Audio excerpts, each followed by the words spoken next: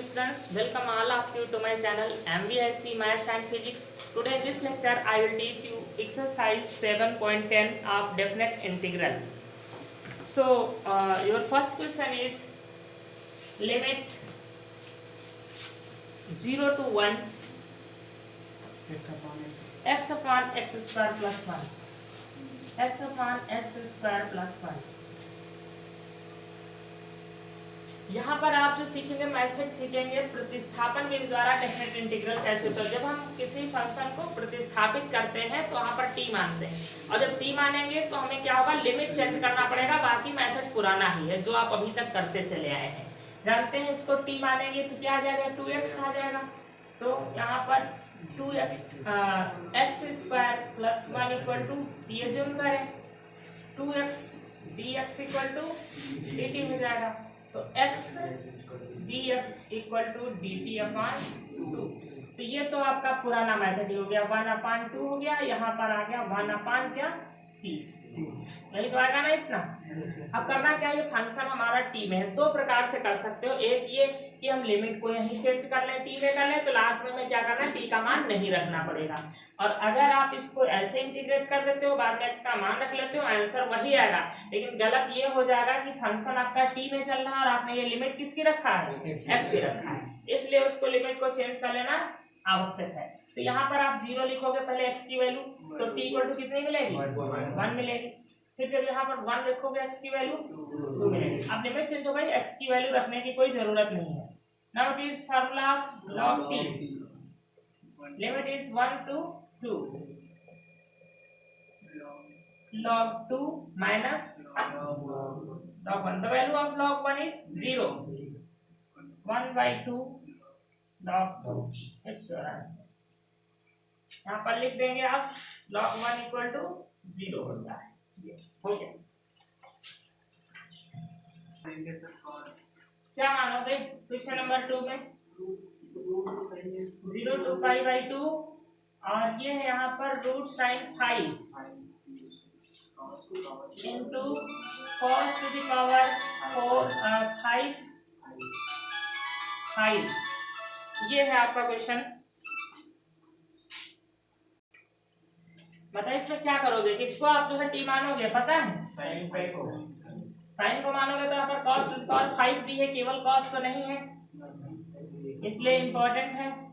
आपको करना ये है कि यहाँ पर आप साइन 5 ही रहने दें, यहाँ पर cos टू द पावर 4 अलग कर लीजिए और cos 5 अलग कर लीजिए, cos 5 अब क्या करेंगे, इसको आप फार्मूला अप्लाई कर दीजिए, आइडेंटिटी सबसम के आगे cos स्क्वायर को होल ऑफ स्क्वायर लिख सकते हैं ना। तो cos स्क्वायर 5 को क्या लिख सकते हैं, 1 माइनस साइन स्क्वायर 5 और इसका होल ऑफ स्क्वायर, और ये आपका हो गया cos 5।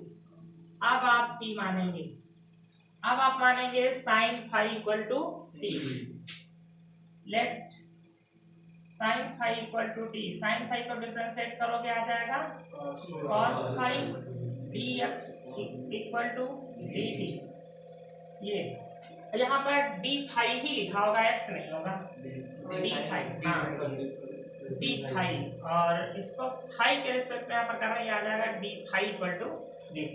तो अब यहाँ पर cos 5 और d5 यहाँ पर क्या हो जाएगा, dt हो गया आपका 0 to, अब लिमिट तो चेंज होगी, यहाँ पर साइन 5 के स्थान पर क्या रख देंगे, t, और यहाँ पर भी इसकी जगह पर क्या लिख देंगे, t, ये t स्क्वायर हो जाएगा होल ऑफ स्क्वायर, और cos 5 d5 की जगह क्या हो जाएगा, अब लिमिट चेंज करिए।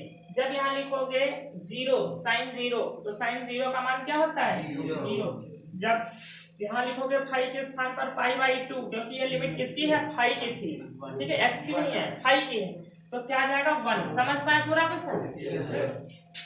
लिमिट 0 to 1, यहाँ पर इसका पहले फार्मूला अप्लाई कर दीजिए, फिर इससे मल्टीप्लाई कर देना, ये है पावर 1/2, ये हो जाएगा a square plus b square, power कितनी आ जाएगी 4 माइनस 2ab, तो पावर हो जाएगी, शायद सब समझ पाए।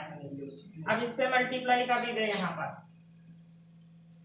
लिमिट 0 to 1, यहाँ पर हो जाएगा अंडर रूट टी लिख दीजिए या t to the power 1/2 plus ये पावर इसमें ऐड होगी, कितना आ जाएगा, ये हो जाएगा आपका 9/2 टी की पावर 9/2 माइनस 2 और ये इसमें ये पावर ऐड होगी 1/2 कितना 5/2। आप हमारी समझ से आप सभी लोग इसको इंटीग्रेट करके लिमिट जरूर पुट अप कर लोगे ना। आपको कोई फंक्शन फिर से नहीं रखना है, डायरेक्ट टी पर ही वैल्यू रख देनी है जब हम लिमिट को चेंज कर लिए हैं। ठीक, कर लीजिए इसको। नाउ क्वेश्चन नंबर 3, आपका क्वेश्चन नंबर 3 है 0 to 1 sine inverse 2x upon 1 plus x square. आप इस प्रकार के इंटीग्रेशन तो कर चुके हैं, आपने ऐसे इंटीग्रेशन कर लिया है, तो इंटीग्रेशन वैसे ही होना है, बस लिमिट चेंज होना है। क्या करेंगे बताओ। हाँ, x equal to tan theta, x तो है ही वहां पर, कोई दूसरा tan थीटा मान लेंगे। ठीक, तो यहाँ पर हो जाएगा dx equal to sec square theta d theta. इसको हमें डिफरेंशिएट भी तो करना पड़ेगा दोनों तरफ। x equal to tan theta आपने माना, ये थोड़ा सा उससे चेंज होगा। ठीक है, दोनों तरफ हमको इंटीग्रेट भी करना पड़ेगा, तो डिफरेंशिएट करना पड़ेगा। तो जहां पर ये लिखा है क्या x, वहां पर हम क्या लिख देंगे tan थीटा। आपने वो जो पढ़ा था ये उसमें पढ़ा था डिफरेंशिएशन में, अवकलन में, यहाँ समाकलन में पढ़ रहे हैं तो आपको dx की जगह कन्वर्ट करना पड़ेगा उसको 1 plus tan square theta.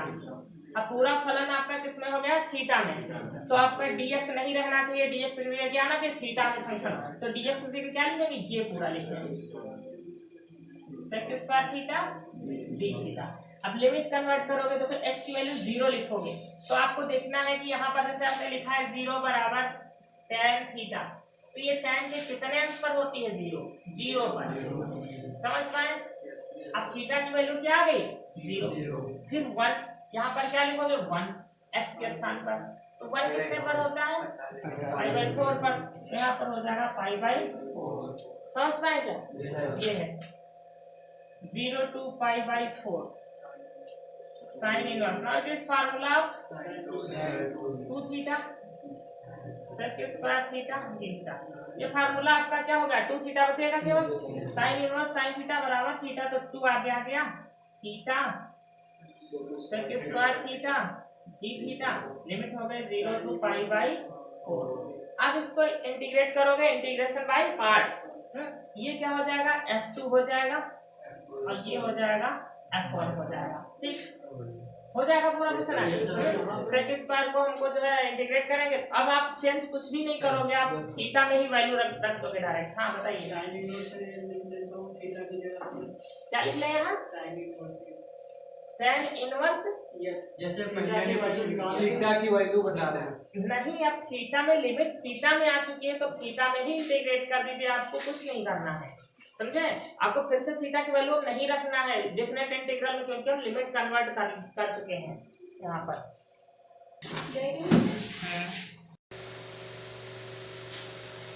Good morning students, welcome all of you to my channel MBIC maths and physics.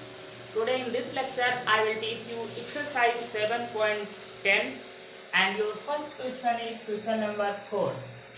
Question number 4 is limit 0 to 2x under root x plus 2 dx। आपको definite integral करना है। देखिए यहाँ से यदि आप इसको t मान रहे हैं तो ये नहीं आएगा, मतलब आपका रिप्लेसमेंट फंक्शन नहीं है कि एक को रिप्लेस कर दो दूसरे से। तो हम क्या करें, इसको सॉल्व करने के लिए, इसको सरल करने के लिए हम मान रहे हैं x plus 2 equal to t square. जब हम स्क्वायर मान लेते हैं तो क्या होता है अंडर रूट से बाहर टी आ जाएगा।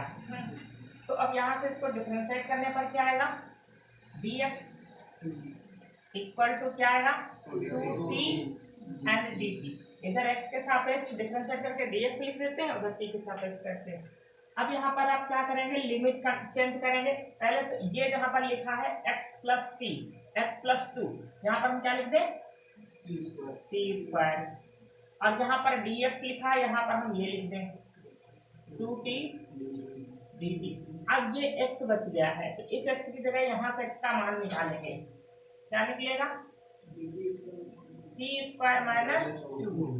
यहाँ से अगर हम x का मान निकालें तो t स्क्वायर माइनस 2, इस x की जगह हम लिख देंगे टी स्क्वायर माइनस 2 ऐसे ब्रैकेट में लिखोगे ये वैल्यू, ठीक। नहीं तो केवल 2 पर इसका गुणा होगा, पूरे पर गुणा नहीं होगा। अब लिमिट भी चेंज कर लीजिए, x का मान यहाँ 0 रखोगे तो क्या आएगा, टी स्क्वायर बराबर 2, तो टी का मान क्या यहाँ पर निकलेगा, अंडर रूट 2, ठीक है।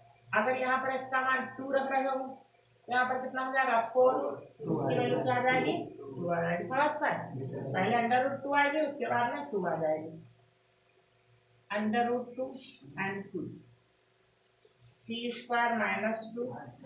यहाँ से ये टी निकलेगा, यहाँ से टी निकलेगा, इसको मल्टीप्लाई करोगे तो हो जाएगा 2t square dt, limit under root 2 से 2, इसका यहाँ पर मल्टीप्लाई किया तो हुआ 2t पावर 4, और यहाँ पर करेंगे तो 4 हो जाएगा t स्क्वायर dt।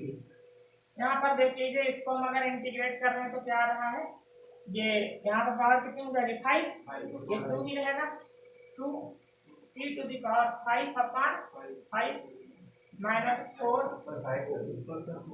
हाँ टी क्यूब अपॉन क्यू, ये यहाँ पर इतना हो जाएगा, और लिमिट आ जाएगी अंडर रूट 2 से 2।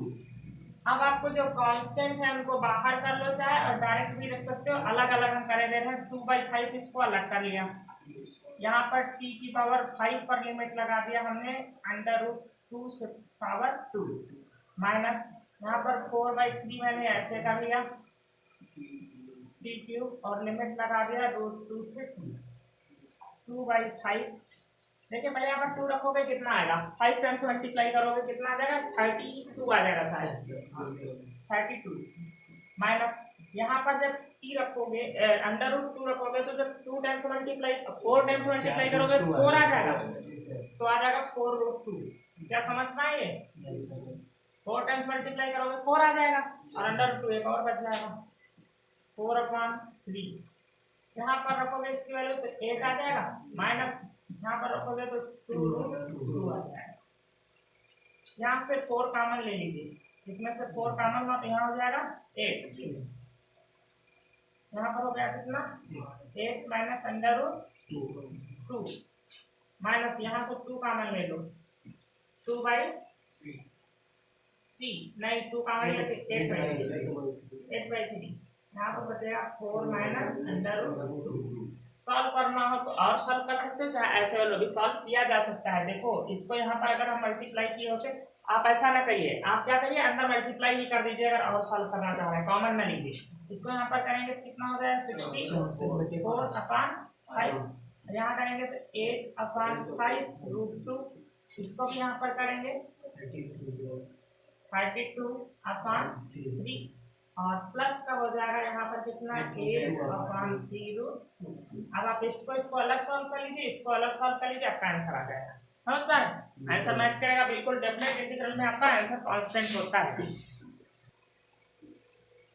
Question number 5 is limit 0 to π/2 sin x upon 1 minus cos square x। क्या करेंगे आप इसको, यदि आप इसको देखिए cos x को केवल t मान लें तो इसको डिफरेंशिएट करने पर क्या आएगा, sin x dx equal to dt, ये माइनस यहाँ से हटाइए, इधर लगा लीजिए। अब sin x और dx की जगह हम क्या लिख सकते हैं dt, ऊपर 1 बचा और यहाँ पर हो जाएगा 1 प्लस t। लिमिट चेंज करिए, जब यहाँ cos के x 0 लिखोगे तो cos 0 का मान 1, जब यहाँ पर लिखोगे कितना 90 x की जगह 5/2 तो t की वैल्यू कितनी निकलेगी 0 निकलेगी, cos 90 की वैल्यू होती है 0, ठीक। ये फार्मूला किसका है, tan इनवर्स t। इसमें t की वैल्यू दोबारा मत रख देना क्योंकि हम लिमिट कन्वर्ट कर चुके हैं। पहले 0 लिखेंगे यहाँ पर, तो tan इनवर्स 0 अंश, ये अंश यहाँ पर अंश नहीं है, ये मान है, 0 अंश नहीं मान है, माइनस tan इनवर्स 1। आप बताओ tan का 0 मान कितने डिग्री पर होता है, 0 पर, और 1 कितने पर होता है, तो आपका आंसर आ जाएगा -π/4। ये आपका आंसर हो जाएगा। कहाँ माइनस था, अच्छा ये माइनस का था, हाँ ये माइनस यहाँ पे छूट गया, इसको यहाँ लगा लीजिए प्लस, ये 0। अब कैसा हो जाएगा प्लस, हाँ ठीक, प्लस का हो जाएगा 5/4।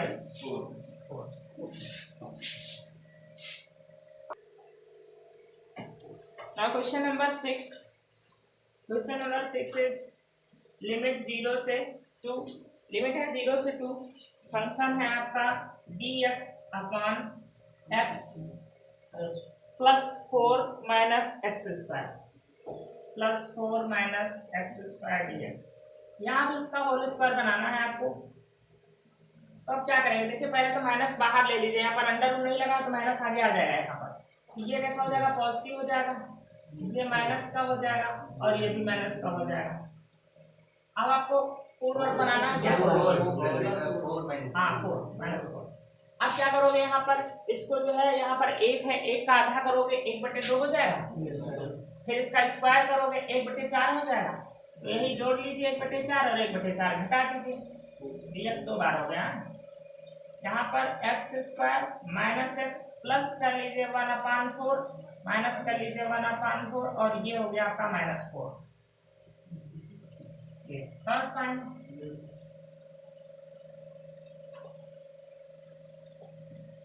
0 to 2। अब आपका ये फार्मूला बन गया है, ये फार्मूला बना है x - 1/2 का होल आवर्स। और इसको जरा हल कर लीजिए, कितना है 16 - 17, 17/4 हो जाएगा। अब आप उसको x - 1/2 को t मान लीजिए, तो हो जाएगा dx = dt हो जाएगा। लिमिट चेंज कर लीजिए, जब x का मान 0 रखोगे ये वाला, तो t की वैल्यू कितनी निकलेगी -1/2। और जब यहाँ पर रख दोगे x की वैल्यू 2 तो कितनी निकलेगी 3/2। समझ पा रहे हैं, यहाँ 2 रखोगे तो निकलेगी लिमिट 3/2। dt हो जाएगा यहाँ पर dx की जगह पर, और यहाँ पर क्या आ गया t²। और यहाँ पर इसको लिख सकते हो √17/2 का होल स्क्वायर। ये फार्मूला आपका बन गया है x² - a², ठीक है। और इसका फार्मूला देखिए क्या होता है, ये माइनस तो यहाँ पर लगा हुआ है, ठीक। लिमिट हो गई -1/2 एंड 3/2। ये इसका फार्मूला जो लगाएंगे तो होता है 1/2a, 2 और a की वैल्यू है √17/2 log a x - a, तो x की वैल्यू t हो गई, a का मान हो गया √17/2 अपॉन x + a √17/2। ये माइनस आगे रहेगा, ये और ये कट जाएगा, -1/√17, ये कॉमन हो गया बाहर। अब हम मान रखेंगे यहाँ पर, तो पहले आपका मान हो जाएगा log, यहाँ पर आ जाएगा 3/2 - 17/2 अपॉन 3/2 प्लस 17/2, फिर माइनस लगा करके लिखेंगे log, यहाँ पर आप लिमिट लिखिए कितना आएगा -1/2 -√17/2 -1/2 प्लस √17/2, ये हो जाएगा -1/√17। यहाँ पर देखिए 2 एलसीएम लेकर कैंसिल हो जाएगा ना, तो 3 -√17 और यहाँ पर आ जाएगा 3 + √17 माइनस लॉग, यहाँ पर 2 कैंसिल हो जाएगा तो आ जाएगा -1 और -√17 अपॉन, यहाँ पर √17 को पहले लिख लो, प्लस का है -1 बाद में लिख लो। ये आपका यहाँ से आंसर हो जाता है। इसी फॉर्म में लिख दीजिए, या अभी और थोड़ा सा सॉल्व कर सकते हो, लेकिन कुछ कैंसिल होना नहीं वहां से, हाँ, तो आप यहीं पर इसको छोड़ सकते हैं।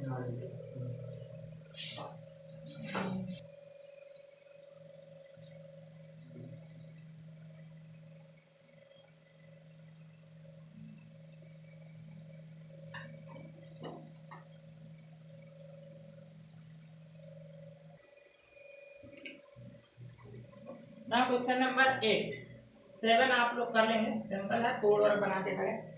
लिमिट है 1 से 2, लिमिट है 1 से 2, ये हो गया 1/x minus 1/2x² e to the power 2x and dx। आपको ये याद आ रहा हो, क्वेश्चन कहीं पहले पढ़ चुके हो, नहीं पढ़ चुके हो? Upon x minus e to the power 2x upon 2x² dx। ये है आपका क्वेश्चन। हाँ, तो आप इसमें से किसको इंटीग्रेट करोगे तो दूसरा कैंसिल हो जाएगा। फर्स्ट वाले पे नीचे कम पावर है, इसको इंटीग्रेट करोगे तो आप इसको लिख लो लिमिट 1 से 2 e to the power 2x and x minus 1। ठीक है, माइनस यहाँ पर आप लिमिट लगा दो अलग 1 से 2 और e to the power 2x upon 2x² dx। देखिए यहाँ पर कम पावर थी ना, इसको आप इंटीग्रेट करो, लेकिन यहाँ पर जानते इसको क्या करना है, इसको डिफरेंशिएट करना है। ये f1 है और ये जो है f2 है आपको, और इसको जब f1 अपॉन इसको डिफरेंशिएट करोगे हाँ ठीक स्क्वायर आ जाएगा, तो ये आपको f1 f2।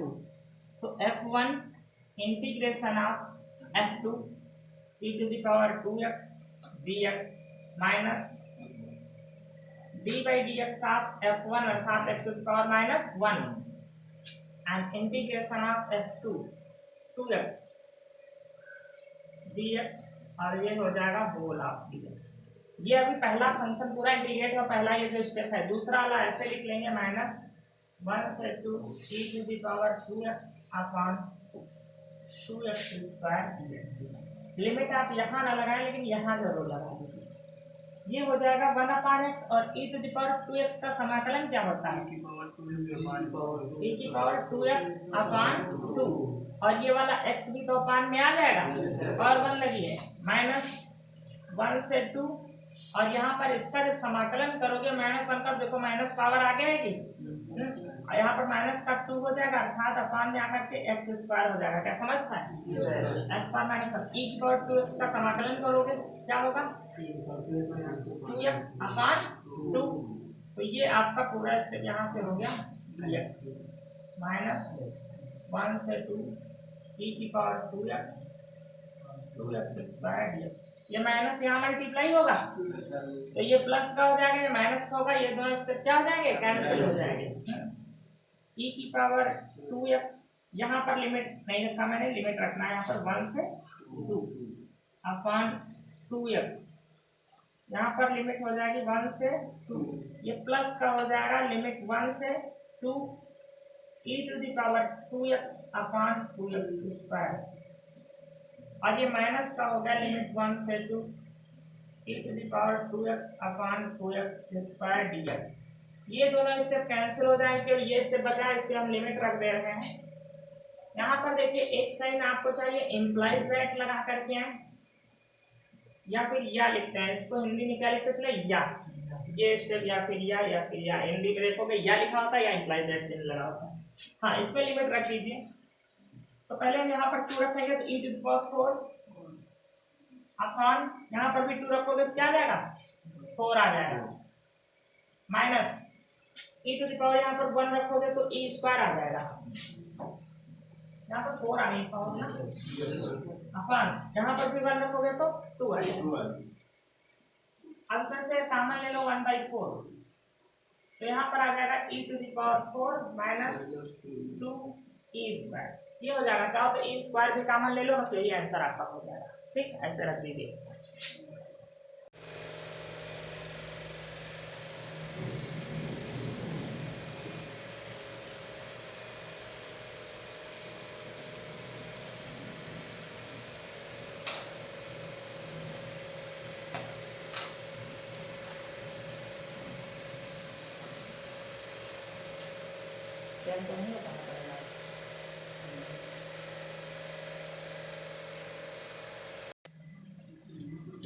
देखिए क्वेश्चन नंबर 9 ये है आपका, इसमें क्या किया है x³ कॉमन ले लिया तो यहाँ पर x अपॉन x³ आ जाएगा, x³ पर 1/3 पावर अप्लाई होकर के आया सो x ही बाहर आएगा, ये आपका कट गया। यहाँ पर क्या बचा x³।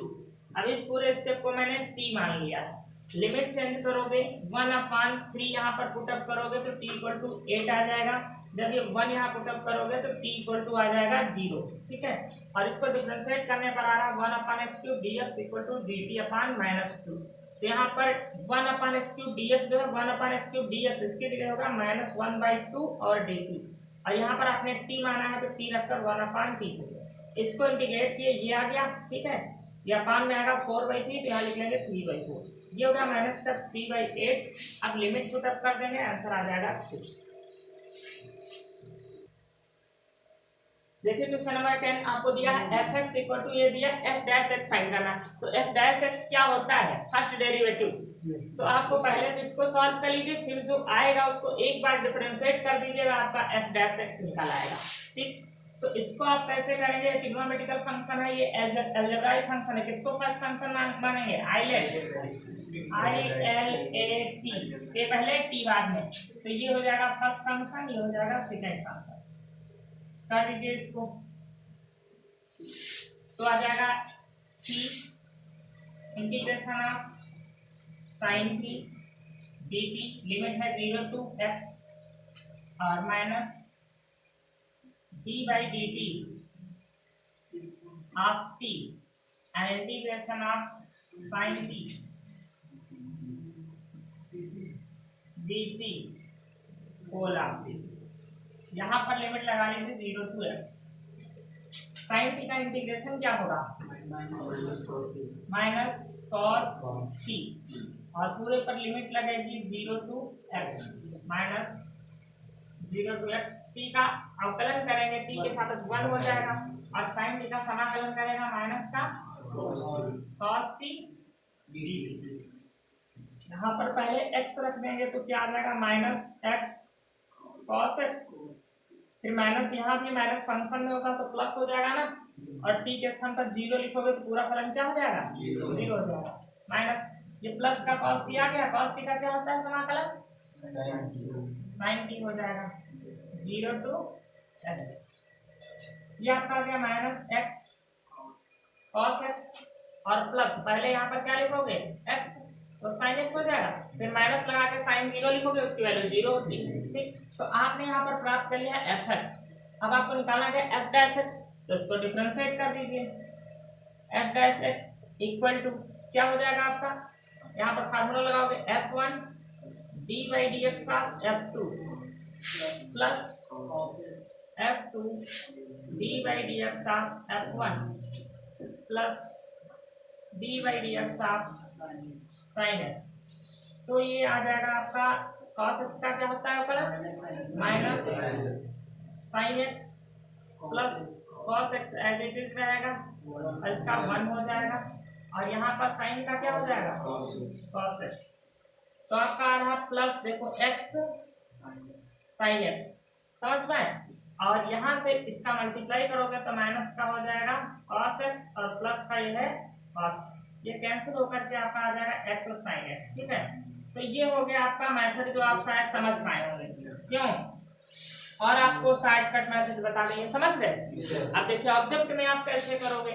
जब आपका ये ऑब्जेक्टिव दिया हुआ है और इधर इंटीग्रेट हो रहा है, अगर हम दोनों तरफ डिफरेंशिएट कर दें तो ये इंटीग्रेशन का साइन हट जाएगा, ठीक है।